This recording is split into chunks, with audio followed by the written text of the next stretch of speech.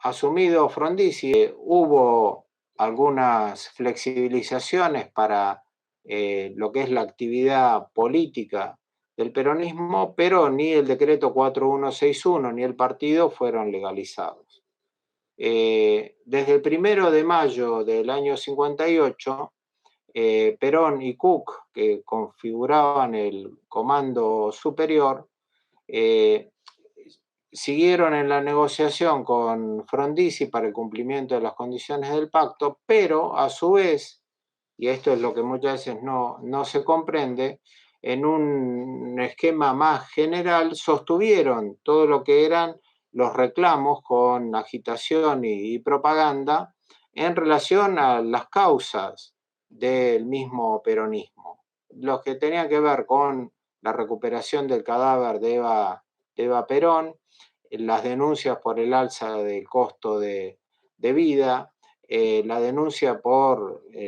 la política económica del gobierno anterior que había iniciado con el plan Previch, o sea, una serie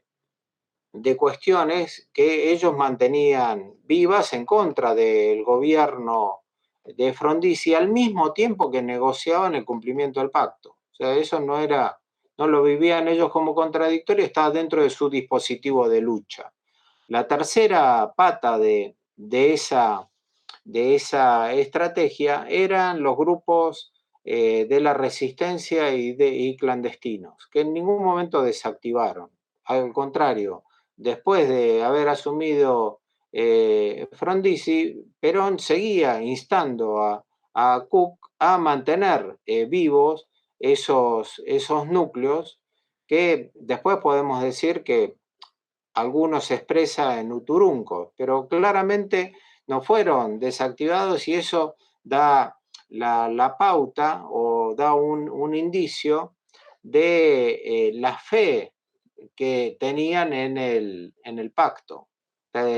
Tomaron el pacto porque dentro de la negociación política era la vía para terminar con un gobierno dictatorial, estaban dispuestos a negociar con Frondizi para conseguir los logros que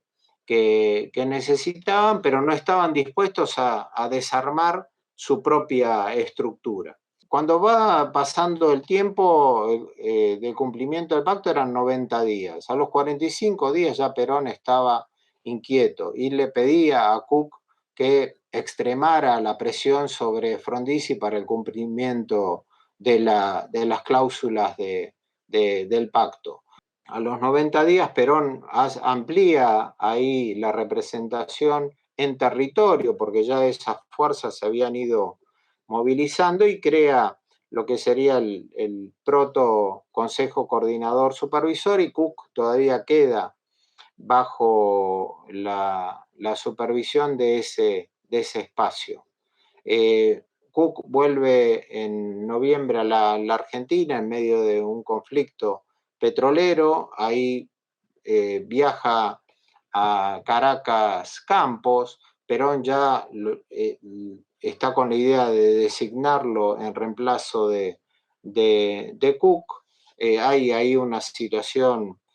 compleja de representaciones, pero bueno, básicamente es Campos el que antes de fin de año denuncia el pacto. Y para cerrar con esta secuencia, el año siguiente, cuando el ministro del Interior de Frondizi tiene que salir a desmentir las versiones que la oposición agita en torno a un pacto que ellos tildan de espurio con Perón y que Frondizi niega, el grupo de diputados de la Unión Cívica Radical Intransigente aprueba una moción diciendo que no hubo tal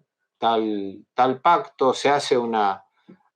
pericia caligráfica para ver si la versión que circula es la firma de Frondizi, salen negando que eso fuera tal. Entonces, bueno, Perón es el que en junio del año 59 hace público el pacto, denunciándolo.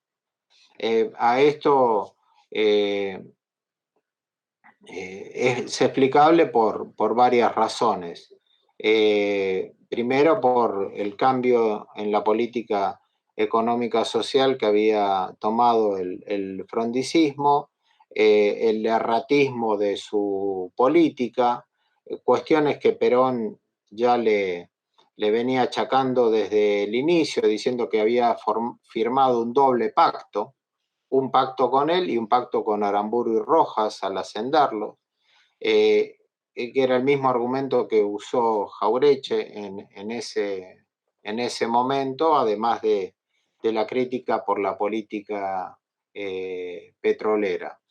También las relaciones estaban rotas desde hacía tiempo por la interrupción de los pagos que correspondían a esos bienes personales. Y eso lleva a decir que el pacto tuvo una vida breve, si es que, digamos, la tuvo con una consistencia y una entidad suficiente. Cuando firmó el pacto, por lo menos a dos personas de las que tenemos testimonio, Perón le dijo, mire, los pactos políticos se firman para no cumplirlos.